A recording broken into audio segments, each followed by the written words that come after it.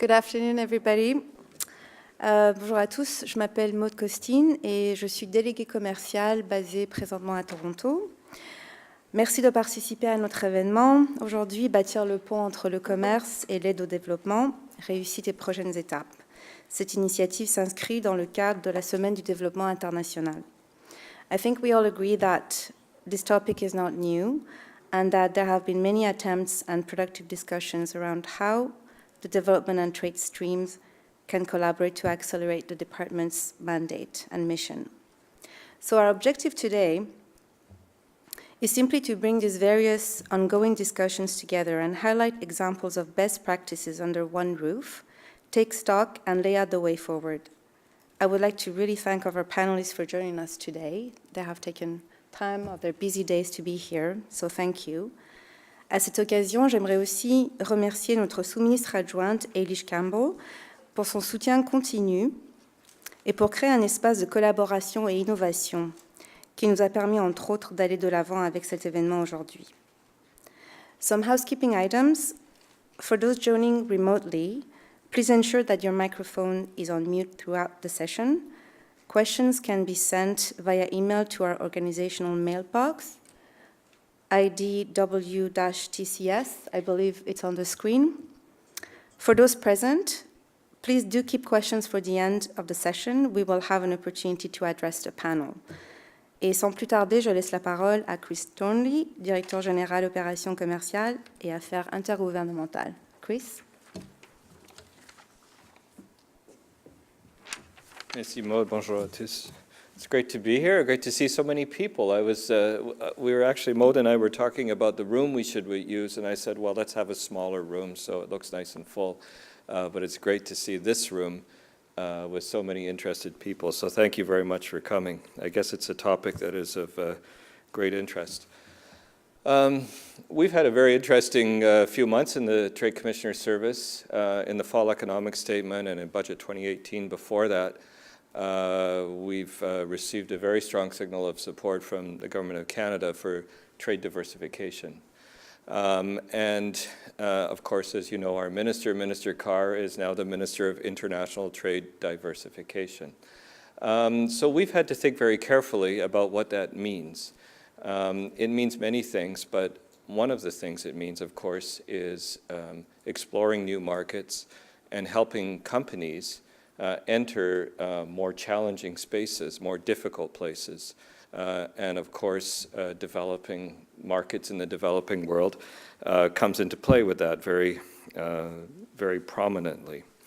You know, and we all know, and I don't need to repeat that except for maybe for our friends who are visiting from outside our department and from the private sector, we've gone through an amalgamation of the Ministry of Foreign Affairs and International Trade, and our International Development Agency, and what does that mean to us?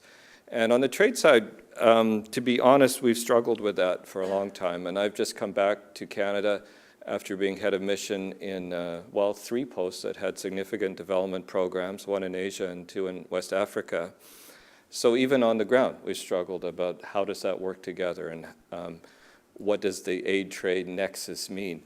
I don't really like the word nexus. I've never been sure what it means exactly, but I like the concept of convergence, and where the activities and interests we have on the trade side converge with the activities and interests on the development side, and that provides something that's beneficial to meet a range of objectives, the development objectives, which are, of course, extremely important, and also our objectives in terms of increasing international trade activity. And today, I'm not going to speak too much because we have some very interesting people who can speak to things firsthand. I had a chance to meet with a couple of companies who are with us today who will be on the panel, doing really interesting work in the developing world, in Africa and Asia in particular. JCM Power, that's working on JCM Power, right? Did I get it right? Yeah. I should know, they were in Nigeria where I was. I always just said Christian, but anyway. Who are dealing in renewable energy, you know, bringing power to rural communities in Africa is a very important development objective, but it converges with industry. And then we have our second TCS client who's actively involved in self-testing of HIV. Again, very important development objective that coincides with so much of the work we're doing in areas such as the Global Fund, for example. So I think it's just, they're the ones who are really going to tell us what this aid trade nexus is and what convergence means, because I've found always when talking to these companies, particularly in the developing world, that they come in with a very different approach. And obviously any good company is there to make money, but they have a real interest on the development impact that they're making for self-interest, I guess. The more impact they make development-wise, the better their company will do. But there's also, I think, a real focus on the social benefit of their work and a real passion and belief in that, which is very encouraging. So today, I think we just really want to look at this convergence, what it means, what kind of partnerships we can encourage, what kind of things are already happening. Because just because we're here today to talk about the aid trade nexus, which has been talked about for a long time, or convergence, or whatever you want to call it, doesn't mean that lots of interesting things aren't happening all on their own. I remember when I was in Ghana, we had a wonderful project with a company that's not here today that was, and this was actually through our development assistance, that was working with the cocoa industry there to renew their tree crops. It was through Tree International, I believe. That's not quite right. But it just was a really interesting partnership that brought together a win-win situation on something that was commercially viable, that intersected, converged with our development interests there and our objectives. So I think I'll stop there. We're going to have a very interesting panel. We're going to have lots of discussion. I encourage lots of questions and conversation. That's never really a problem in this department and with this community. And to ask lots of questions. We're very lucky to have a moderator here who many of you know, Dr. Teddy Sami, who's a professor of international affairs and the director of the Norman Patterson School of International Affairs at Carleton University. Dr. Sami has published widely on issues related to international economics and economic development. He has extensively published in academic journals and has recently co-authored 2 books, African Economic Development and another forthcoming book on state fragility. His current research interests include fragile states, state transitions, aid effectiveness, domestic resource mobilization, and income inequality. So very learned and qualified person to join us today as a moderator. We look forward to engaging you in this discussion. Please use the hashtag #AidTradeNexus. It's on the screen somewhere, I think, right? To join the conversation via social media. And of course, we'll open up the floor to questions and comments from the audience, including our remote listeners and viewers. I think we have quite a few people phoning in. So thank you again very much for being here today. Look forward to a very lively conversation. Look forward to ways that we can work together in meeting our objectives in terms of international trade diversification, working with Canadian companies that coincides with our development objectives around the world. Thank you very much. Merci beaucoup.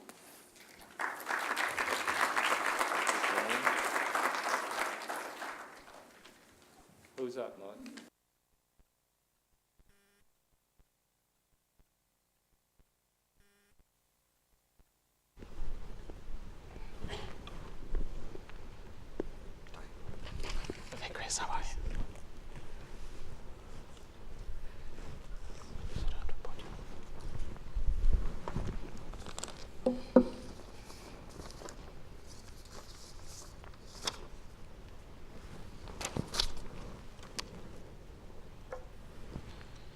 Thank you, Chris. Good afternoon, everyone. It's nice to see a lot of people that I've met over the years. Clearly, there's a lot of interest in what we're going to discuss today. So, permettez-moi tout d'abord de remercier Maud et Elana en particulier pour leur effort considérable pendant ces derniers jours. Comme l'a souligné Chris un peu plus tôt, nous aurons la chance d'écouter 2 panels cet après-midi. Le premier sur le rôle du secteur privé, et en particulier, on va écouter 2 clients du secteur, des délégués commerciaux qui vont partager leur expérience en ce qui a trait à la relation entre le commerce international et le développement. Le deuxième panel nous donnera l'occasion d'entendre quelques hauts représentants de différentes sections d'affaires mondiales Canada. So what is the aid trade or development trade nexus? Chris has already started an interesting conversation about what it means. I have to say that even in my case, sometimes I wonder what it really means. Why does it matter? Why does it matter for Canada? Why does it matter for developing countries? I'm going to wear my academic hat for only a couple of minutes, not too long, so bear with me. For those of us who've studied trade and development over decades, this is not surprising. There is a lot of evidence that trade can be helpful for developing countries. There's also a lot of evidence that aid can help developing countries grow, although the evidence is a bit more controversial. But I think one of the things that we know from the evidence is that both these two things are necessary for developing countries if we want them to achieve the SDGs, so the Sustainable Development Goals. The private sector obviously has an important role to play in that regard. While there are very few countries today that remain dependent on foreign aid, aid is still going to be necessary going forward. So Chris mentioned some of the work that I've done on state fragility, which are perhaps, so if you look at the group of what we know as the fragile conflict-affected states, they are perhaps the most difficult cases that we have to deal with over the next decade or more. So for these countries, not only aid is very important for them, they would simply not be able to survive without development assistance. But at the same time, we also know that some of these countries, including others who may not necessarily be fragile, are also facing a number of difficulties in terms of accessing markets, building capacity to trade, reducing their costs of trading, finding the necessary infrastructure, or even if you even drill down, if you look at small and vulnerable groups, poor people, women, they have difficulties, for example, accessing things like trade finance. So that's the challenge that we face, which is how can we use development assistance or aid and combine it with the knowledge that we have on the trade side to achieve poverty reduction and sustainable development. At the same time, what we need to do, and I think this is a conversation that we need to have, is also how to think about this issue being beneficial to countries like Canada. And I say it's an odd conversation because we always think of foreign aid as primarily focused on poverty reduction in poor countries. But the new reality of the SDGs, combined with the fact that we have emerging donors that are now stressing mutual benefits as part of development assistance, the fact that we need to think beyond billions and think about trillions of dollars means that we can no longer be complacent and need to also think about how Canada can obtain these win-win situations. So this may be odd, obviously, because we've always struggled, to find a balance between the moral imperative to assist countries and the economic self-interest which have characterized donor-recipient relations. This is not a new debate. It's been going on for as long as aid has been given. But I think there is perhaps now a good opportunity to actually think about how this can work together and the role that the private sector plays. I have to say that if you look at the whole spectrum of OECD countries, that Canada is not unique in that regard. We may think we are different, but if you look at many other countries, that's the Netherlands, if you look at Australia, if you look even at the UK right now with all the problems that we are facing, they are more and more thinking about how aid can be used to boost trade. And we are not talking only about helping developing countries, we're also talking about helping themselves. So I think we need to have this conversation. As some of you may know, the Netherlands a few years ago came up with an agenda on trade, aid, and investment, and they divided countries into different baskets and then decided this is how we're going to intervene. So that's just one example. I read not too long ago, I think it was as recent as last August, where Theresa May was actually talking about how aid, UK aid, can actually help the UK benefit in terms of trade and how it can benefit business interests in the UK. So, you know, I think this is an interesting conversation that we must have. One of the challenges, obviously, if we look at this from a developing country context, is how to make sure that some of the poorest countries can be integrated in global value chains. But that's extremely important if we want to seriously think about eradicating poverty. Some of my colleagues at the Canadian International Development Platform have actually done some analysis on this, and they've found actually that there's a positive and significant relationship between Canadian exports and ODA. The analysis is still preliminary, but what it does show is that aid can actually have long-term beneficial impacts on Canadian exports. So investing in development, in other words, can boost exports from recipient countries. So one final thing that I'd like to also mention is what Chris was discussing earlier, which is the fact that now we've had a merged department here in Canada for a few years, and I think some of you in this room are probably struggling with this issue every day, and that's another reason why I think the kind of conversation that we're going to have will be helpful going forward. What we hope will happen as a result of this, and Maud and I, we've talked about this, is some kind of a strategy paper or some concrete examples can be used to feed into the process of drafting a strategy paper. So what's going to be interesting now is for me to have a conversation with people who are actually benefiting from the services provided by TCS, and we're going to look at some real examples of how this works for them in practice. So that's in terms of why I think we need to have a discussion, and I hope this provides a bit of a context for where we're going to head in the next hour or so. So I'm now going to turn to some of the people on the panel and ask them a series of questions about basically how collaboration has worked in their case. So I'm going to start with Lieveleen and then Christian. If you can briefly describe what your company does, the technology that you have, and the relationship that you've built with TCS, and also to reflect a little bit about how the solutions that you have, that you're proposing, are helping to mitigate development challenges. So maybe I'll start with you, Lieveleen, for a couple of minutes. Sure. Yeah. So my name is Lieveleen Veslemes. I am the CEO of bioLytical, here from Vancouver, British Columbia today. At bioLytical, we have a 1-minute testing platform called Insti. And the flagship product that we brought to market is a 1-minute HIV test. From there, we expanded to a 1-minute syphilis test and have proven out Zika and Ebola, which we did not bring to market, and also have a 1-minute hepatitis C test in development, expected to hit clinical trials in about 24 months. This 1-minute HIV test really is homegrown, innovative technology that is meeting a need in the marketplace that no other product has been able to do. So if you think about laboratory testing, you can wait up to 2 weeks to receive your test result. That's not always feasible, especially in the developing world. Testing evolved from laboratory testing then to rapid diagnostic testing at the point of care.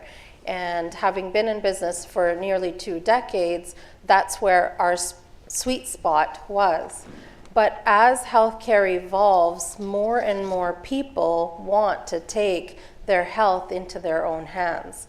And that's why in the last 2 years, we, based on that same technology, applied it in a self-test packaging configuration. So just one little box contains an HIV test that you can do on yourself and receive your result in less than 1 minute. Thank you. Christian. Great. So good afternoon. My name is Christian. I'm here with JCM Power. We are a renewable energy company focused in frontier and emerging markets. Our vision is advancing the clean energy age.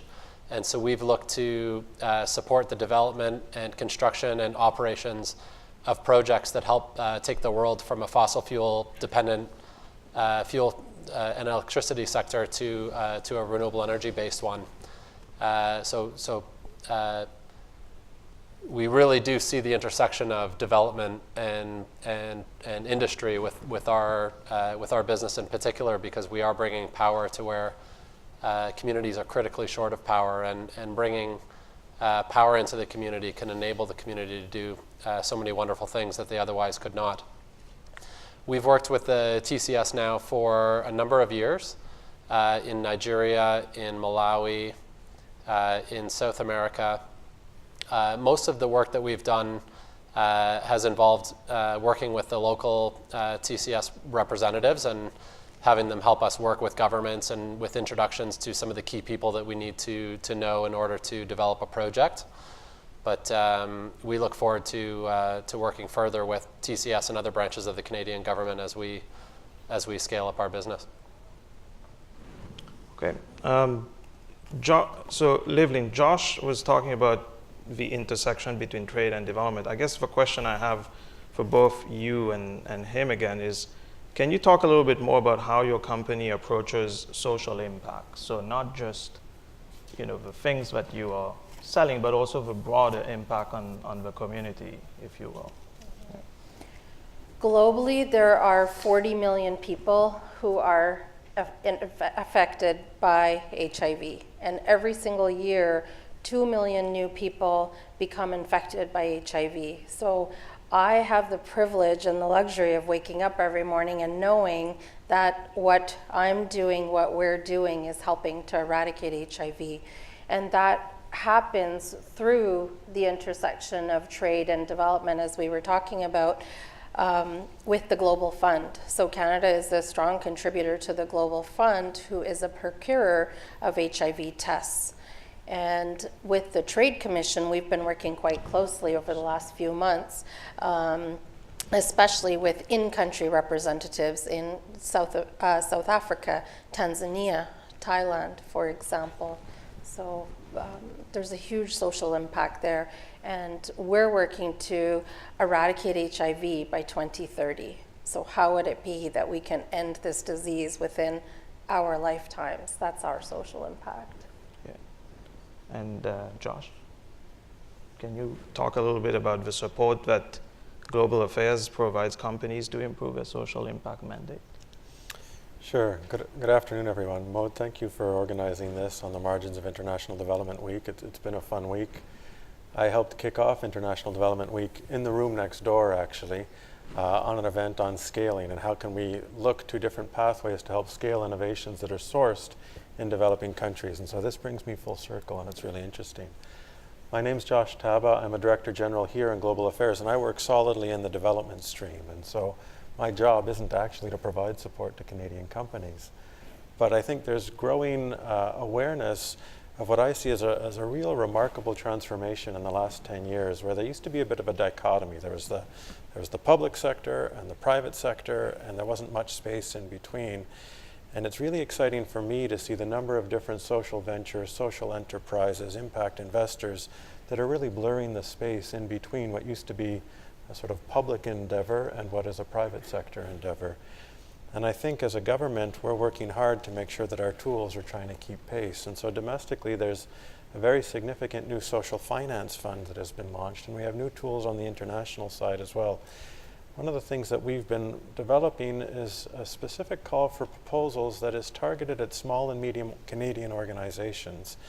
Now with that, we're obviously looking at the nonprofit sector, but private sector entities are also eligible to apply as long as they are small or medium and looking to scale their operations overseas. So that's an openness, I think, from us on the development stream to say if you have solutions to significant development challenges internationally, we want to hear about them and we want to know where we can partner. We have a new innovation window that we'll be launching shortly that will help organizations, whether private or nonprofit, to test innovations overseas that can bring new solutions to development problems. And so those are some of the things that we're developing.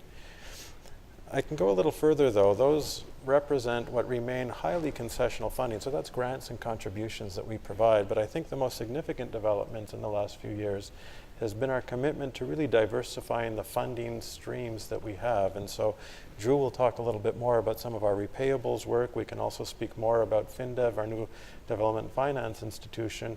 And so what you now have is a whole spectrum of funding instruments that the Government of Canada is putting at the disposal of international actors seeking to yield the development impact. And I think that's interesting and moves us into the space that we want to be to keep pace with changes among the stakeholders that we're working with.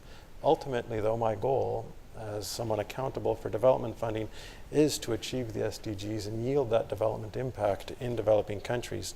And so, Chris, I really like how you framed it in terms of convergence, where those interests overlap with those of a private sector company that is willing to waive the profits that they're seeking to ensure that they can achieve impact. That's where we might have enough in common to work together. Thank you. So in my opening remarks, I briefly touched upon some of what other donor countries are doing, at least at a sort of macro aggregate level. Christian, can you talk a little bit about how your experience has been in partnering with non-Canadian development agencies, and in particular, if you can actually compare how that has worked out relative to what we do here? Sure. Yeah. Yeah, so when we started our work to go into emerging markets, it was back in 2013, and we raised a pool of capital of about $10 million to go and start a number of development projects in different countries. And the hope at that time was that we would be able to match that 10 million of capital from private Canadian investors with 10 million of capital from the development bank community. And so we hired a person whose job was solely to go out and speak to those that are providing concessional finance or grant funding. As at the end of last year, we reached almost 60 million of development finance institution money relative to the 10 million in private capital. So this is these are monies that are going directly into project investments. Some of them are grants, some of them are repayable grants, some of them are concessional finance. But we've worked very closely with quite a large number of institutions that are providing this finance, ranging from a group called PIDGE, which is the Private Infrastructure Development Group, which is mostly backed by DFID out of the UK. We work very closely. The EU has an Africa Infrastructure Trust Fund that has provided both a grant and a repayable grant to two of our projects. And so we've worked with Power Africa, who's provided us with technical advisors and some grant funding relating to technical advisory services. We've seen a very wide spectrum of assistance that's available in various forms. And it's been one of the keys to success for us as a private industry is being able to tap into those various vehicles that allow for the private sector to go into countries like Malawi and Nigeria and take a risk on developing a project. And that has, since we were successful in getting these other agencies behind us, we've now started raising corporate equity, and we have now the Dutch Development Bank and the Swedish Development Bank that are corporate investors in our company, and we're just about to bring on two other European development banks as investors in our company as well. So we've actually raised about 100 million of capital from development banks and institutions that are playing in this space, and really it's a wide range of products that we see out in the market. And where that's differed from working with the Canadian government is that the Canadian government has made much of its funding available through other partners. So you have to go to the World Bank or go to the IDB. So it's less direct in its nature. So we actually have yet to draw from any kind of formal funding from any Canadian pool of capital, but we are working on it and certainly working with the Canadian government to see how we might find other ways to work together. I was going to ask you, if you don't want to answer the question, that's fine. But I was going to ask you more directly, but since you haven't, then I can't ask you that question. You can ask me any question you like. Chris, can you elaborate a little bit, because you've mentioned what the TCS does at the beginning. Can you talk a little bit about the role that you see TCS playing in terms of private sector innovation in order to support development? Yeah, I don't think, we have to do too much to encourage innovation. We see a lot of innovation, and there's two wonderful examples sitting here. I've been around a long time. I've had postings in the US and Western Europe and in West Africa. So I've seen a whole lot of different models and a lot of different types of companies. I think the ones that come into the developing world are almost by definition innovative in some way. If their product isn't innovative, their approach is innovative. And certainly their management approach is very innovative. If you have any company, you're the CEO, you're the founders, so you're kind of the bosses. But to convince shareholders and a board to get into markets like you're in, I'm sure, isn't necessarily easy. So you're innovative. Really, our job, I think, is twofold. Risk mitigation is a big part of it. So Josh talked about some of the work that's being done, and you'll hear from Drew as well with regard to development financing. We try and work with organizations like EDC, for example, who, I'll probably get in trouble for this, but I think are more conservative than they should be, but they have to take that position, and their approach to some of the countries where we have these innovative companies very active is very conservative. But sometimes they can be helpful, but I think with some of the new work that we're doing, that will complement it and be very helpful. We have a lot of work to do. I always find it interesting because these companies are in the forefront of their areas. They are innovative. They're inventing things. But we're like the best kept secret in Canada. And so we have to change that because they don't know about us. So increasing awareness and the kind of work we can do for companies, where I think we really add value in complex and difficult places, needs to be known, and it's actually free as well. So a real benefit there. And finally, I guess, navigation and advocacy. We were just talking before, I just know this from my own experience because I was there recently, but you're active in Nigeria, who isn't having issues in Nigeria? But we could be helpful just with that connection, because actually through our contacts through our long-standing development program there, the Ministry of Health, for example, loves us. The work we've done on polio eradication, a whole lot of other activities there, and we can provide those introductions. It's not to say that and I'm sorry for my development colleagues, I know it sounds like heresy, that's not to say we're using our development activities just to help a company make a contact, but I think we have to leverage those contacts for mutual benefit and just to get a foot in the door. So, there's lots we can do, but much of it is actually making the contacts, helping people navigate, provide advocacy and advice. And that's what I, as a trade commissioner, have found very rewarding working in the developing world, because frankly, while we do great work in developed markets, a company could go into that market and never speak to us. But if they want to succeed in the developing world, they have to stop by the embassy at some point. Either they'll stop by at the beginning and we'll help them out, or we'll deal with them when they're kidnapped or whatever else we have to do as well. So speaking of so this is a nice segue into what I was going to ask you, which is a question that I get asked all the time, or people will talk about some of the challenges that they face. So Joshua, can you describe or discuss a little bit in your mind the challenges that the development stream tends to face in working with TCS? So I guess to start, I'd say the private sector has always been an integral part of the development ecosystem. No development impact is achieved without the integration of private sector actors. And so if it's a large-scale social development program and you're contracting goods and services, construction, the private sector is playing a key and essential delivery role on the ground for that.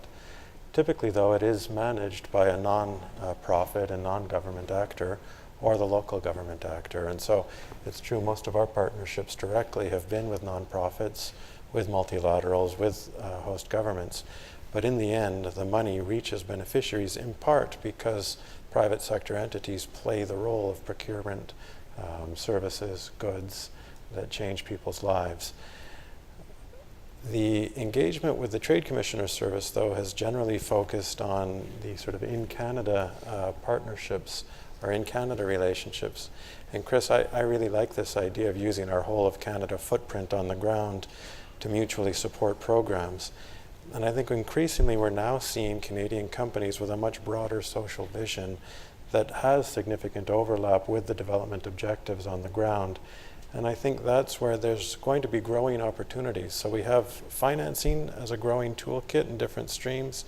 We have Canadian companies with increased sort of vision and diversity of focus.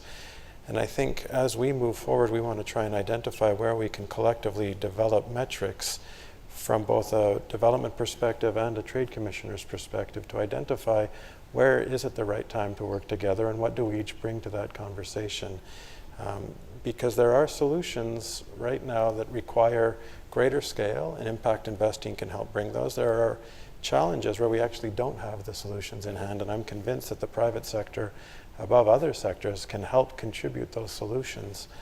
But I think we're still looking for where those overlaps are, and there has to be an overlap of both mandate and opportunity for that to work. And again, I think that great progress is being made. So this is no longer an academic question, I don't think, about, is aid good for trade and is trade good for aid? It really is practically, how can we harness trade and private sector engagement to support growth for the most vulnerable, and in particular women? And so we spend a lot of our time thinking about what are the inclusive finance solutions for women entrepreneurs, for example. But when they reach a certain level of growth, how can we then integrate them into value chains with Canadian entities? So again, I think lots of opportunity. It's just a question of finding the strategy and the metrics to take it forward. Okay. So you've already discussed a few of these things, but maybe in terms of wrapping up this panel, maybe I can ask you briefly your final thoughts about a recommendation in order to remain practical. So what would be the one thing that you would recommend to improve private sector collaboration with Global Affairs Canada? Maybe I can start on your side and then work this way up. Yeah. The one thing I would recommend, I think, is that both from the trade side and the development side, that we recommend that we understand what we can bring to the table, and that we communicate with each other that way. I think our communities, when we're not working together in a mission, which isn't that frequent, don't understand each other very well and don't understand the mutual benefit that can be brought to bear. We come with different approaches. We support companies that are driven by the profit motive. Development professionals are driven by making people's lives better. But I think there is an overlap there that can advance both interests for the betterment of the developing world. Evening. I think for myself, to speak on behalf of bioLytical, which is not yet sustainably profitable, that you can be a purpose-driven company that meets development goals through our social enterprise.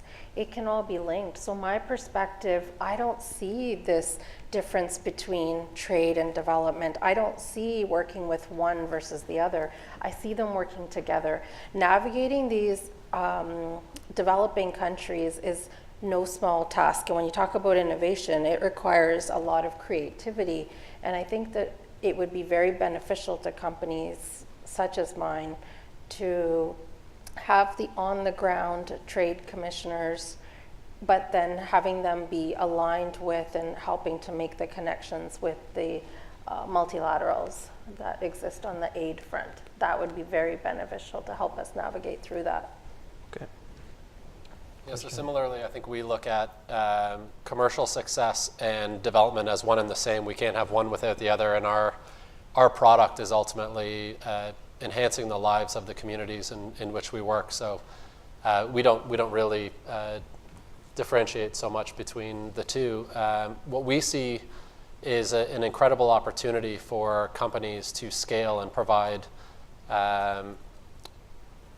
whether it's your services or our services at a much greater scale and in a way that can enable much more development. And so having the TCS services as they are today with making introductions are helpful, but in terms of getting to that point where companies can scale and continue to provide that, both the development and trade opportunities, there are going to be certain products and certain ways that governments can get behind the private sector, and we think that continued engagement will be the way that we figure out which are the ways to get companies to scale to the point where if we're talking about a problem that's in the trillions, not in the hundreds of millions, that I think having small facilities and doing relatively small work is not going to solve the world's problems, that we need to find a way to scale, and governments are naturally the ones that can help bring some of that capital and help encourage the private sector to come in and make investments as well. Joshua? I've mentioned a few different tools and initiatives, but I think we probably could use a bit more policy cover. This isn't anything serious, and I'm speaking more to the colleagues in the room here. But after that, I think I would rather see a flexible process where we can source from the outside in. There's fantastic stuff happening at missions around the world, and the last thing I would want us to see is trying to construct an internal program that we would try and then fit as a square peg in a round hole across the missions. I think more flexibility for the missions that enhance collaboration between the colleagues is probably the way to go, and I think there's just a little bit of additional cover because, again, I think this story is largely told. It's really about implementation and tools at this stage. Okay, thank you very much. Maud? Thanks very much to our panelists. I think we deserve the applause. So, colleagues, we're going to feature a short video now from the field. It was jointly prepared by our development and trade streams from Johannesburg. And after the video, I invite our second panel to join us on the podium. Thank you. On the stage.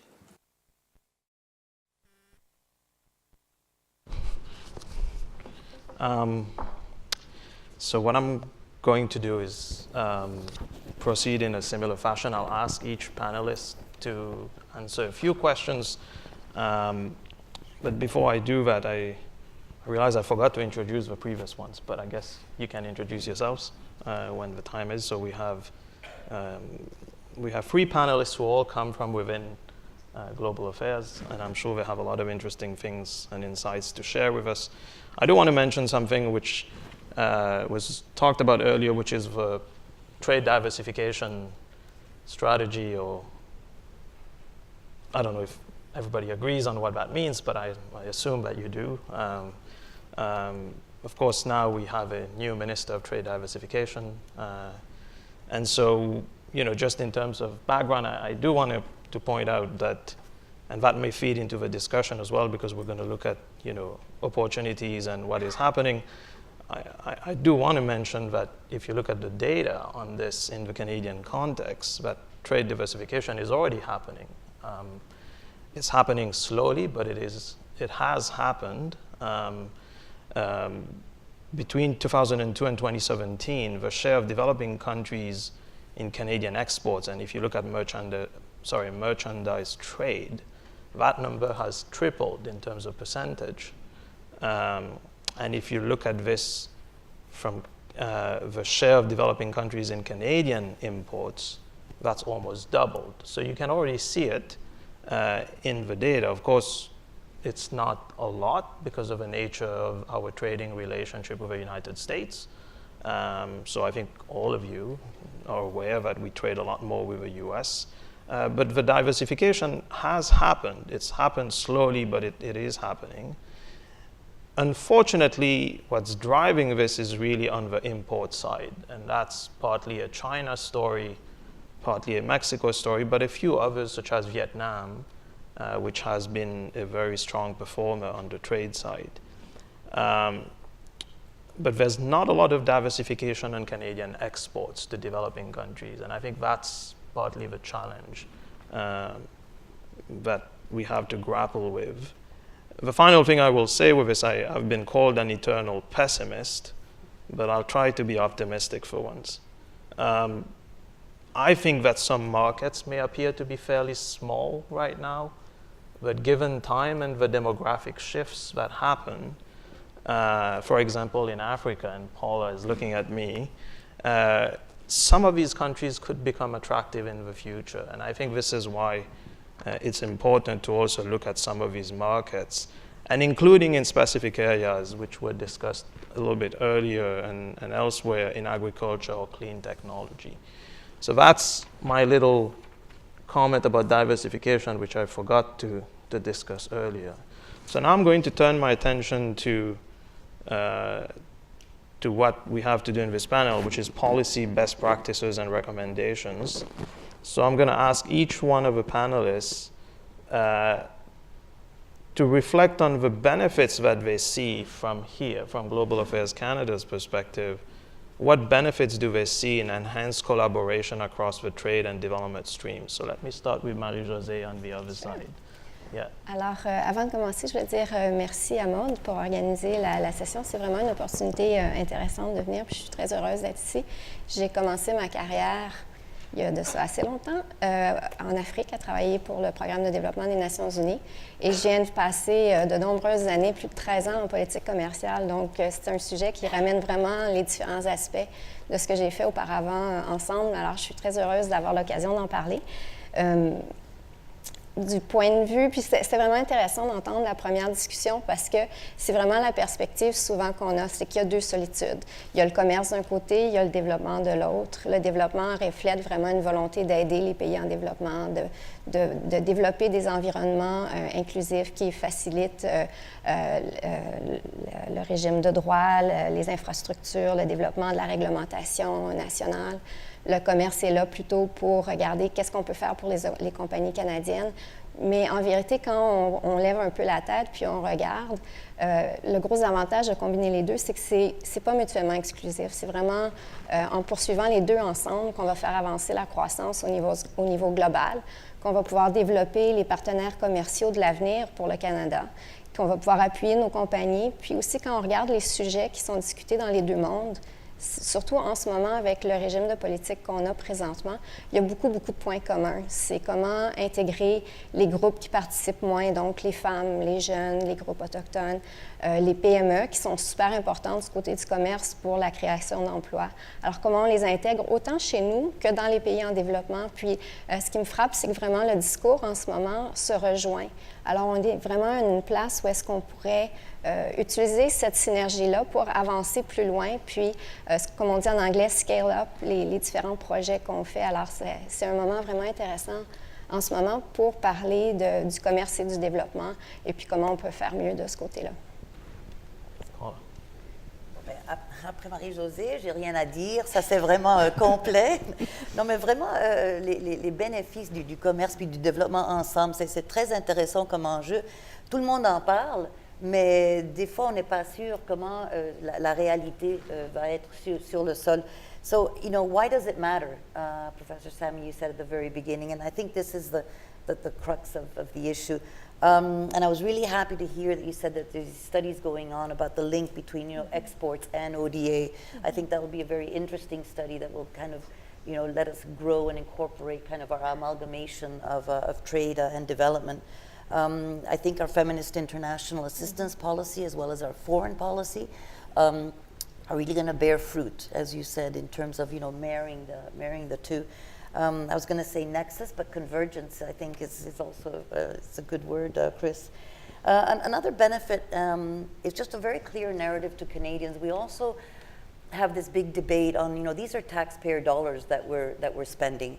And how do we convey that message to a domestic audience? All of us here are very familiar with working in international communities and what it means and the impact, and we're Canadian and we should do this. So I think that narrative and explaining to a domestic Canadian audience of how valuable ODA is in the world is an important story, and I think that the trade side can help us make that pitch and make that story. Okay. Andrew. Thanks. My name's Drew Smith, and it's funny to be sitting on a panel talking about the Trade Development Nexus today, considering the work that we've been doing through the Trigger program. Some of you might be familiar with it, the Trade Investment for Growth program, which we stood up in 2013 with the express purpose of trying to make that connection between trade and development. And I think we had some great success, and the focus of that program really was in Asia and Southeast Asia in particular.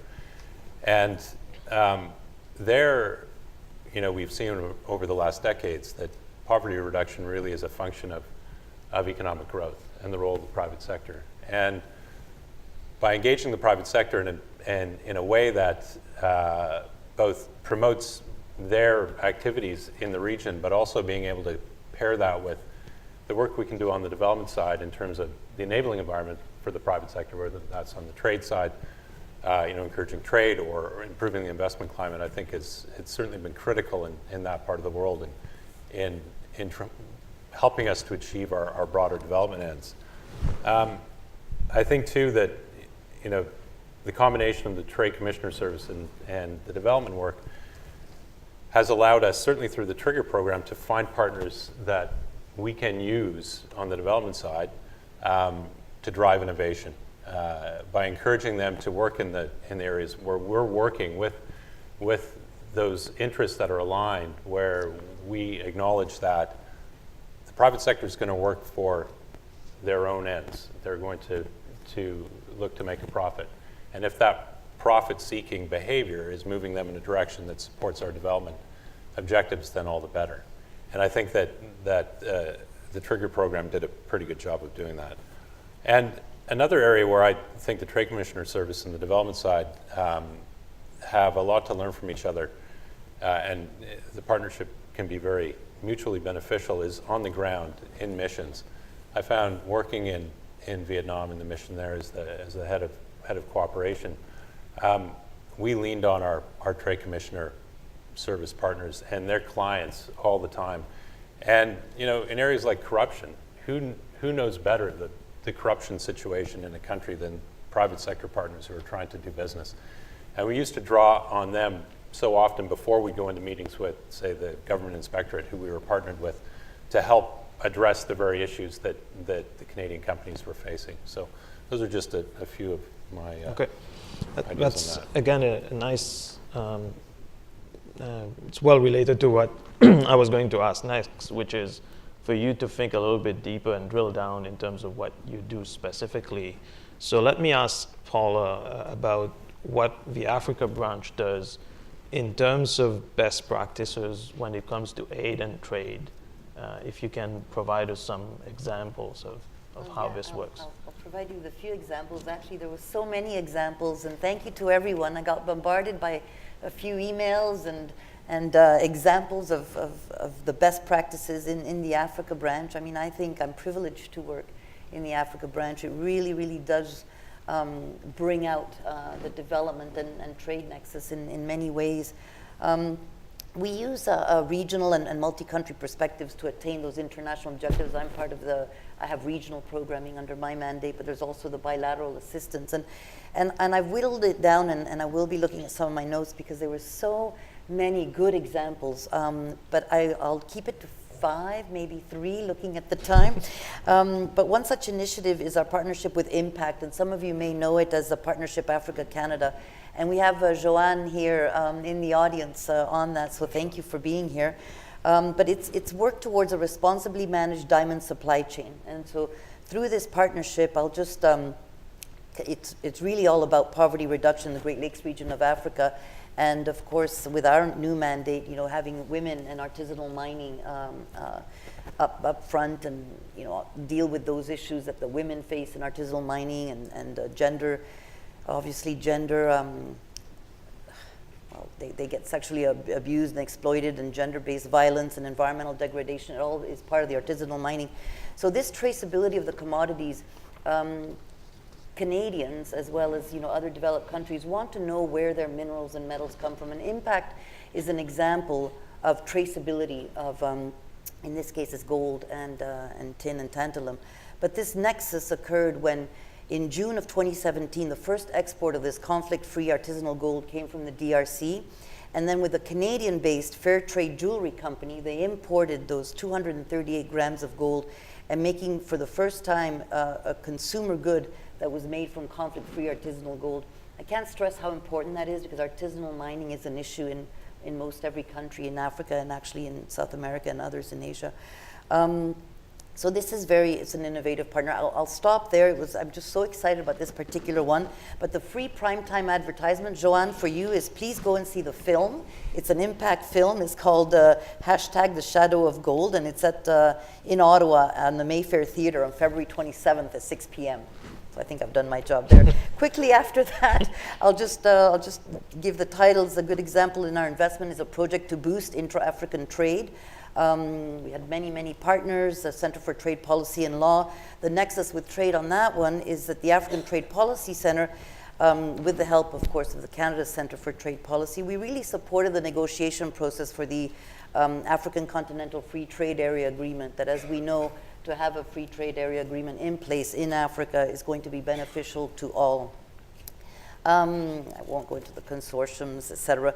We also have a long-standing relationship, and I couldn't leave this one out because it is the largest aid for trade program globally, and it's our long-standing relationship with Trademark East Africa.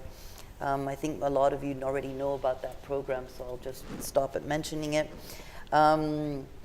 And Nexus for Trade is obviously anything that's cross-border trade, anything that reduces those times and protects the women is good for trade and will be good for our companies in the long run. The other one that's kind of slightly different, but I wanted to mention it, was with our MOU with Power Africa. They're a US, it's a US aid program, but they're very, very critical and important. They build capacity in governments in order to have power purchasing agreements or PPPs.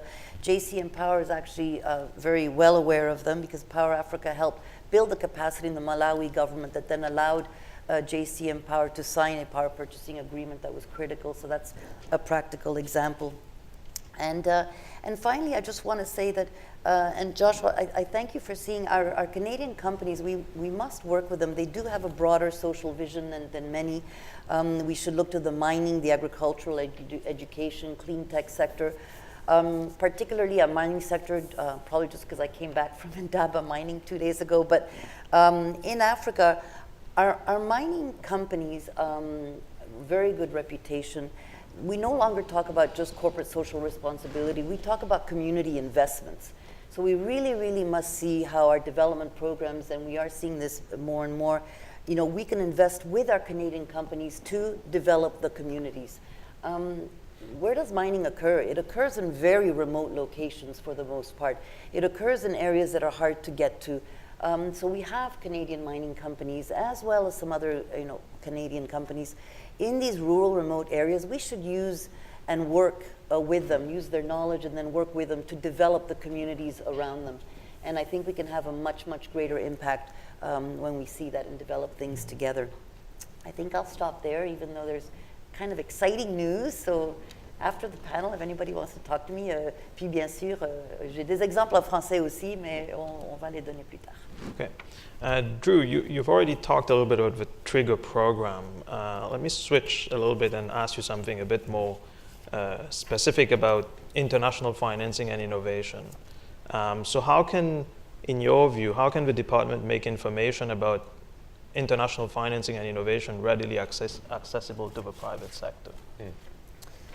Yeah, I think that this is challenging in part for the development side, and when we're talking about innovative development finance, it's also integral to the effective deployment of that kind of finance. But when you have a trade commissioner service that is designed to engage and partner with the private sector in the development stream within the department that really is very much focused on the nonprofit sector, you're immediately faced with a bit of a struggle to try and renew these kinds of partnerships or find ways of engaging, say, in the development side, your trade commissioner services, to help you with those new partnerships, to get the word out about what else this department can do as far as development finance is concerned. So, I mean, just turning quickly to the work that I've started doing on the Innovative International Assistance Program, and the different financing modalities that will be available through that, new authorities to provide guarantees and equity investments, a new sovereign loan program. All of these will involve new relationships with the private sector, and we're going to have to work very hard within the department to make sure that these partnerships emerge. And I think that, it's certainly because it's important to build on the kinds of innovations that we know exist within the Canadian private sector.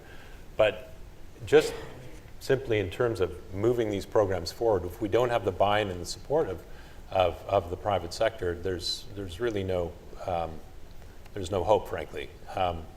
The idea behind the Innovative International Assistance Program is that we find opportunities where we have an alignment of interest between, as I was mentioning, between the development and the private sector, the development side and the private sector.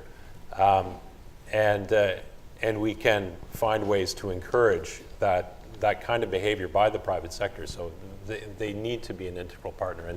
And frankly, I don't have a great answer as to how we do that. I can say that within the Trigger program, we used to partner quite closely with our B branch and the sector groups. There we're focused mainly on infrastructure, and we could kind of tag along to the regular meetings that the B branch would hold with the Canadian private sector. I think we should start looking at whether or not we do it on a sector basis, or maybe we could do it in terms of innovative finance, but finding more regular avenues to connect with the private sector. I think that's going to be very important, and it means that me and my colleagues in this new program work much more closely with the Trade Commissioner Service on those issues. Okay. And Marie-Josée, do you think current policies allow us to merge our efforts, and what is your branch in particular doing to build the nexus between aid and trade? Dans le contexte présent, comme je mentionnais auparavant, oui, je trouve qu'en ce moment, on est vraiment bien placé pour travailler ensemble, pour faire avancer la cause du commerce et du développement. Ce qu'on faisait auparavant dans la politique, du côté de la politique stratégique, c'était des initiatives spécifiques. Comme on a entendu parler souvent, c'est plus facile de commencer à penser à des questions en ciblant une initiative qui est plus limitée, puis un projet pilote ou quelque chose comme ça qu'on peut faire avancer. Donc, notre groupe est quand même assez récent du côté de la politique économique internationale. Puis après l'amalgamation, il y a eu beaucoup de travail qui a été fait sur le développement et le lancement de Convergence, qui est un réseau global de financement mixte. Blended Finance does not translate in French very well. Et qui est un réseau indépendant qui est basé à Toronto en ce moment pour faire avancer les questions de financement du développement. On a aussi travaillé beaucoup sur le développement et encore le lancement de FinDev Canada, qui est notre agence de financement du développement propre au Canada, qui est une filiale de EDC, qui est basée à Montréal et puis qui met une emphase sur la participation des femmes, sur le changement climatique, l'adaptation au changement climatique et les questions et certains secteurs clés dans les pays en développement.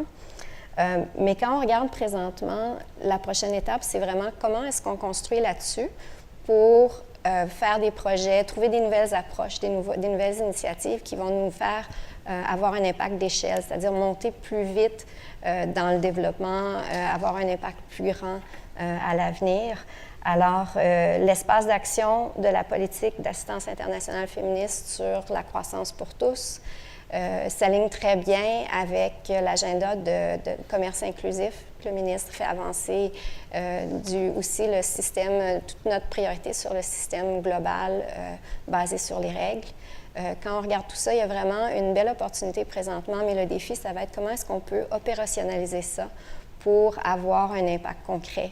Et puis, là-dedans, comment est-ce qu'on travaille ensemble, justement, pour passer des projets discrets à une approche qui nous aide à faire avancer nos valeurs canadiennes, nos priorités internationales et aussi nos compagnies à l'étranger parce que, encore là, comme on dit depuis tantôt, il y a vraiment un espace pour contribuer autant au bénéfice d'une compagnie qu'au développement. Parce qu'avec la croissance globale, c'est ça qui va pouvoir nous permettre d'avoir un meilleur niveau de vie partout à travers le monde. Okay. Et j'ai une dernière question pour chacun d'entre vous. Comme dans le panel précédent, j'aimerais savoir, peut-être si vous pouvez me donner une recommandation, ou peut-être plus qu'une recommandation, pour comment est-ce qu'on peut améliorer la coopération, l'accès au financement et l'innovation à travers le département. Peut-être que je vais commencer avec vous. Well, certainly I think, getting back to my last point, so in my current job, kind of doubling our commitment to ensure that collaboration between our current and future programming on innovative finance is well connected with our Trade Commissioner service. I think that's critical. I think too we need to think more broadly about, and part of this gets down to this innovative international assistance program. It's a bit of a transplant, right? So, and transplants can get rejected, and we'd rather not be rejected. So, trying to find ways that we can build ligaments out from this program into the rest of the department, whether it's through development research, whether it's through our broader policy partners within our partnership branch, with FinDev Canada, with other kinds of institutional partners like Convergence.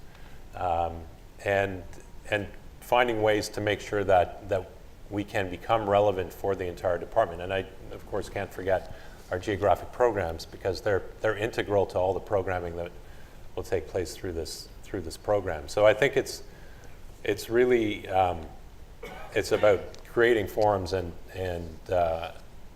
also creating incentives and opportunities for the various parts of the department. I always talk about this idea of aligning interests between ourselves and the private sector. We need to start to align interests within the department and see clearly what our shared interests are, and build upon those and find ways that we can move those forward together. Thank you. Paula. Well, picking up from what you said, the whole innovative financing and the different funding instruments, and we've had a few discussions on this, it actually will take a cultural change within our department, because the tools and the innovation in the financing is just so different from pure development, and it's different from trade, to tell you the truth. So how can we marry those? And I think going forward, my recommendation was perhaps we can, and I don't want to use the overused like ginger group word, but creation of a committee, and we have one, but make sure that we continue to have that open communication, because I think that the whole innovative financing is instrumental to bring together our two streams, and perhaps lastly to continue to work with our private sector, and they actually have a lot more experience than we do in innovative financing. As we've heard with JCM Power, you have the Dutch DFI as an example, and the Swedish as well. So perhaps see how other DFIs in innovative financing have helped our own Canadian companies when we were not able to yet, but now we have the instruments. So I think that's key. José? Oui, c'est un peu difficile d'être la dernière parce que ça répète un peu, mais dans le fond, je trouve ça vraiment réconfortant de voir qu'on est plusieurs à dire la même chose, c'est-à-dire qu'on a besoin de parler plus puis de travailler plus étroitement ensemble. On a récemment créé en politique commerciale un réseau point de contact justement sur le commerce et le développement. Première rencontre a eu lieu. Petite annonce pour tout le monde dans la salle, n'importe qui est intéressé, qui voudrait contribuer, c'est une invitation ouverte pour tout le monde. Mais je trouve ça vraiment bien de voir que cette volonté-là, puis cet intérêt-là d'aller de l'avant ensemble pour voir comment on peut faire les choses. L'autre aspect aussi sur lequel je trouve qu'on devrait travailler plus, c'est ce qu'on appelle en anglais le evidence-based, c'est-à-dire l'analyse. C'est difficile au quotidien de prendre le temps, de prendre un pas de recul pour réfléchir à ce projet-là, qu'est-ce que ça nous dit, vers où on veut s'en aller avec ça, comment on fait pour aller plus loin ou avoir un impact plus grand. Puis c'est le fléau des temps modernes de ne pas avoir assez de temps pour réfléchir, mais il faut vraiment le faire, puis le faire de façon délibérée pour pouvoir vraiment avoir l'impact qu'on veut avoir. Alors, ça serait ma deuxième recommandation, vraiment de prendre le temps d'y penser ensemble, puis voir comment on pourrait faire avancer les questions. Merci à vous trois. Je pense que vous avez une autre vidéo, hein, c'est ça?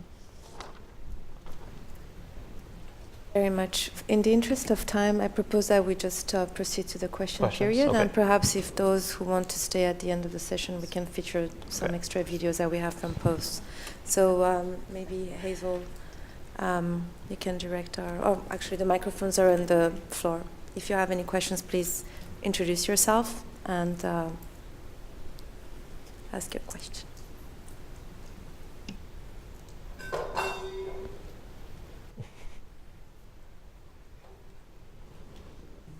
Hello. My name is Joanne Lebert. I'm the Executive Director of Impact that was mentioned. Thank you, Paula. And I also heard 2 or 3 people, I think Josh and Marie-Josée and Paula, talking about data and metrics and evidence base and having to convince of the power of ODA and how do we know, et cetera. So the case that was mentioned, the project that we're working on with Fair Trade Jewelry Company, to essentially prove that things are conflict-free. So we come from a background of working on blood diamonds and conflict minerals, et cetera, and are going into cobalt now with e-mobility and the green economy in the Democratic Republic of Congo, and that mineral is very important to everybody's future. So it's all about responsible sourcing, and we've partnered with FTJCO and other partners to bring that material through and demonstrate with evidence that it's responsible. But I come to this with a women, peace, and security background and obviously a strong commitment to development as we are a nonprofit organization. So what we've done is we've also partnered with Carleton University as well as Consensus, which is a tech company in Toronto, to not only pull through the supply chain traceability information on the provenance of a commodity, as well as who is involved, but gender disaggregated data from the actual mine all the way along the supply chain, as well as other indicators and information, so we can actually know and visualize whether or not we're moving the needle on the SDGs and whether or not it's having a positive or negative impact. And to give you an example, the information initially that we were pulling through was telling us that responsible sourcing was actually benefiting men and not women, or at least not equally. And it was men at the expense of women in some cases. And so what we did is we course corrected and we introduced a credit and saving system that women got to run and have access to. And FTJCO, the jeweler, started to essentially donate a percentage of its proceeds to a women's mining association that was directly linked to that. And then Dell came in with funding to support business entrepreneurship for women. And that exploded in terms of the results. But it's the evidence that you pull through, the evidence of impact, that has become critical to not only scaling up and encouraging responsible sourcing, but to demonstrate the power of this nexus, right? And then just 2 other comments. FTJCO, again in Toronto, did manage to secure support from EDC. Of course, they had to go to a bank, essentially, to have access to the financing. And a very important bank said, now that we know that you're interested in the Congo and responsible sourcing of gold, not only will you not have access to this loan, but you're essentially blackballed from all our services. So there's not essentially a coherence or an alignment with the financial sector, I mean the mainstream financial sector, and that has to be a culture shift as well. And finally, as an NGO, nonprofit organization, exploring innovation, not just exploring, doing innovation, we've also run up with issues with regards to the CRA. And if we're exploring, social enterprise models, and that's very provincially regulated. And so we are limited, as we're exploring and innovating, we are having to contract lawyers and try to figure out how we can do this in this space without being penalized. So those are just some of the issues I wanted to put out there. Thank you.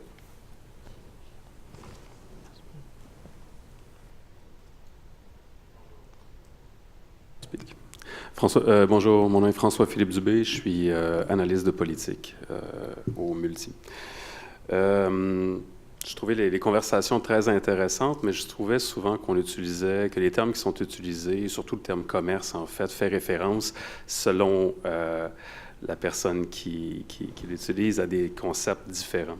Et c'est assez intéressant.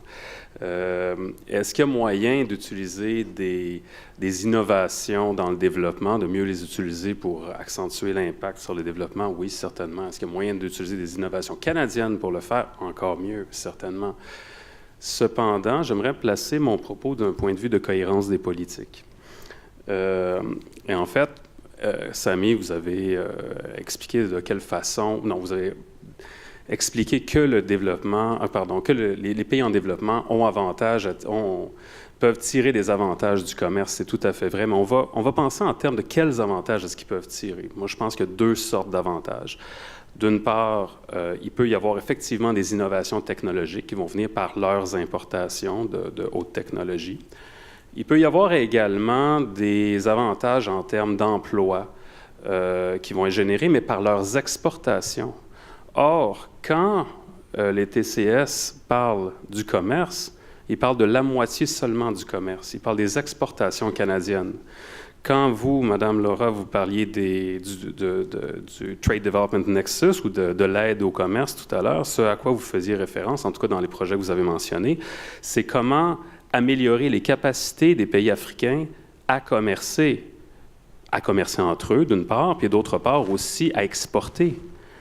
Or, cet aspect-là n'est pas réellement un aspect qui est au cœur de l'intérêt du côté commercial au Canada. Et ça c'est un peu un aspect dommage d'ailleurs, parce qu'on regarde l'Union européenne, quand j'étais sur le terrain, par exemple, je me rappelle avoir discuté longuement avec des collègues de l'Union européenne, de la Commission européenne, qui expliquaient qu'eux, ce qu'ils voulaient faire, c'était en Afrique, c'était renforcer les capacités nationales à commercer et à exporter, en fait, en améliorant les capacités des pays africains à rencontrer les normes phytosanitaires européennes. Qu'est-ce que ça voulait dire? Ça voulait dire que les pays africains seraient capables d'envoyer des exportations de qualité à l'Union européenne. Et donc, que l'UE serait gagnante parce qu'elle pourrait importer des produits de qualité d'Afrique. Or, si on parle de cohérence des politiques, si on parle du pont entre le commerce et l'aide au développement, peut-être que c'est un aspect qu'on n'a pas vraiment développé, nous, de notre côté, mais imaginez à quel point un ambassadeur canadien verrait sa position politique renforcée si, tout d'un coup, on venait, après une mission commerciale, annoncer qu'il y a, je ne sais pas moi, un accord de tant de millions de dollars signé pour l'exportation de produits vers le Canada. En passant, la balance commerciale canadienne est en équilibre. Pour chaque dollar d'exportation, pour chaque dollar supplémentaire d'exportation qu'on va faire, il va y avoir un dollar supplémentaire d'importation qu'on va faire de toute façon. Pourquoi ne pas penser aussi en termes de comment utiliser, dans cette discussion-là sur le pont entre le commerce et le développement, plutôt que de penser tout le temps en termes de comment est-ce qu'on peut exporter plus de widgets ou de services canadiens, comment est-ce qu'on peut, avec l'aide du développement, est-ce qu'on ne pourrait pas penser à comment est-ce qu'on peut mieux importer des pays dans lesquels on intervient, de nos pays partenaires? On me dit, bon, c'est pas dans le mandat du commerce actuellement, c'est un peu dommage, ça pourrait l'être. Dernier point peut-être, on pourrait aussi, on pourrait évidemment, si on est intéressé à développer les exportations canadiennes, puis on l'est, évidemment, nous, au développement, on ne fait plus tellement de projets ponctuels sur des produits, pour plein de raisons. Quand bioLytical a parlé tout à l'heure de ce qu'il faisait avec le one-minute testing, la dame a mentionné que le Global Fund est un de ses principaux partenaires commerciaux.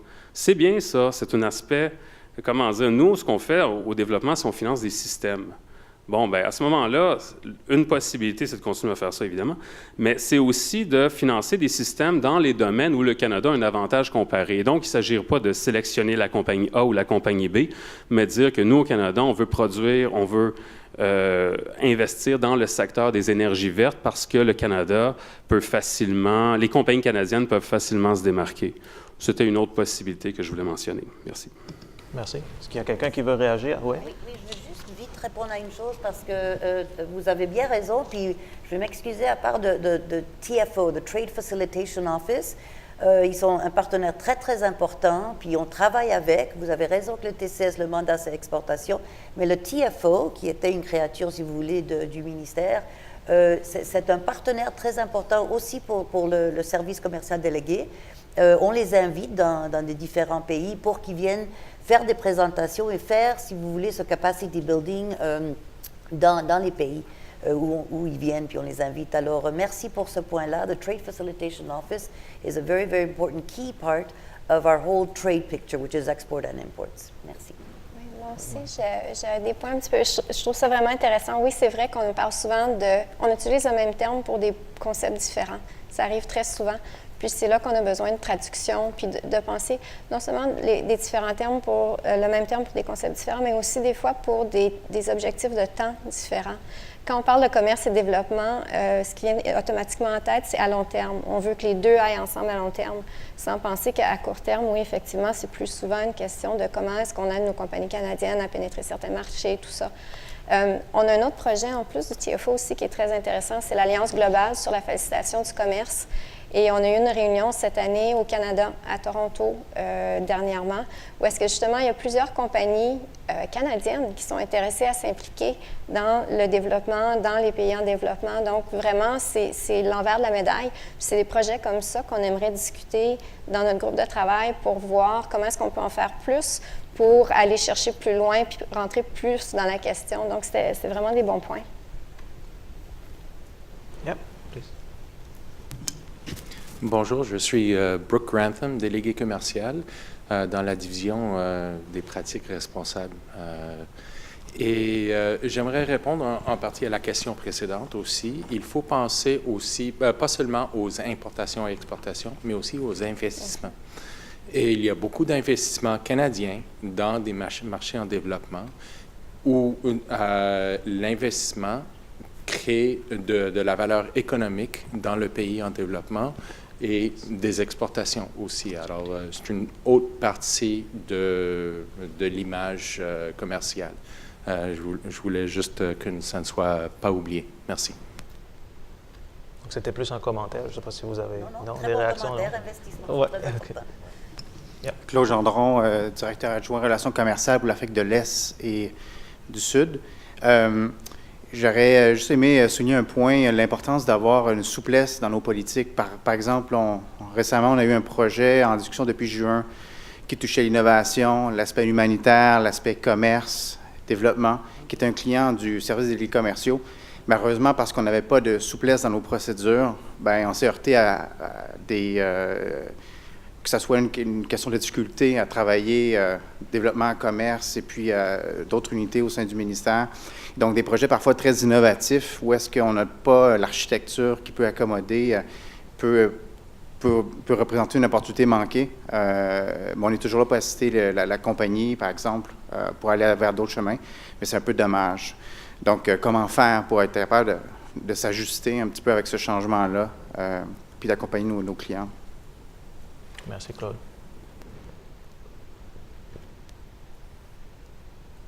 Somebody else. Hi, thanks for the interesting presentations, discussions. My name is Stephen Potter. I'm the Director of Food Security and Global Issues and Development Branch. But I've had lots of postings, most recently in Ukraine, where I was fortunate to be working very closely with our trade colleagues, including trade negotiators, to help bring to closure the CUFTA, the Canada-Ukraine Free Trade Agreement. And I can tell you that our development programming was very integral to the success of that negotiation. And it's not always a direct kind of connection. So in fact, I think the fact that we had such a large body of agriculture programming in Ukraine, supporting small-scale producers in the dairy sector and in the grain sector and horticulture, gave flexibility to our trade negotiators to help the Ukrainian negotiators understand that though they wouldn't have access to our market in poultry and in eggs, Canada, in a sense, was compensating through this significant grant contributions. We also put in place a pretty big trade facilitation type program, and we found that the TFO was really too small scale to work in the Ukraine context, in the context of a new free trade agreement being concluded. So I think we should be careful about always saying, oh, well, for trade facilitation, we've got the TFO, we've got the TFO. The country level and kind of interventions that the TFO can do are really quite small in scale in my perspective. But I wanted to make a concrete suggestion. I think on one of the most kind of useful assets that we have on the development side that could be better exploited in the good sense of the term by the trade side is our network of connections, usually across the countries where we work, and also in kind of high-level working groups on policy reforms and enabling environment. We're not very good on the development side at treating that network in a very sophisticated or professional way as you are on the trade side. So I think we should be looking at sharing tools like the TRIO system or some other sort of client relationship management software, and using that more on the development side, and sharing our networks and sharing our record of contacts with key contacts across the country. I think that would work well in both directions and should be relatively easy to implement. Thanks. Thank you very much. I think Maud has a few final thoughts to share with us. Please join me in thanking our panelists and previous ones as well. Thank you very much to everyone. As a matter of fact, I should have started by saying that this initiative really came about because we are based in Toronto, and we deal with a lot of companies that are in that space, and just like JCM Power and bioLytical have something to bring to the table. And we were confused about the ways we should work with these companies because, as Stephen just mentioned, we have a lot of key contacts and networks that we're not actually tapping into as much as we should. And so really this is about how we can connect across streams, how we can collaborate together to work with our companies, but also really, bring solutions to address some of the SDGs. We know that cleantech is a big space, but health is also one of them. And so we hope that this is just an initial conversation, and we can further this. As a matter of fact, the Trade Commissioner Service is currently working on a strategy paper. We are hoping to put forward a set of recommendations on how we can collaborate across streams. So I urge you to send us your best ideas and comments through this address. We will make the strategy paper, the draft paper anyway, available on a wiki page, and we will make sure to send you the link. We want this to be inclusive, and we want everybody's comments and input as much as possible. So we'll share that information with you, and we hope to submit it for review to our ADM in the next month or so. This strategy is not to be confounded for the bigger pan-departmental strategy that the P branch is putting together. This is a broader strategy, and it's much more serious.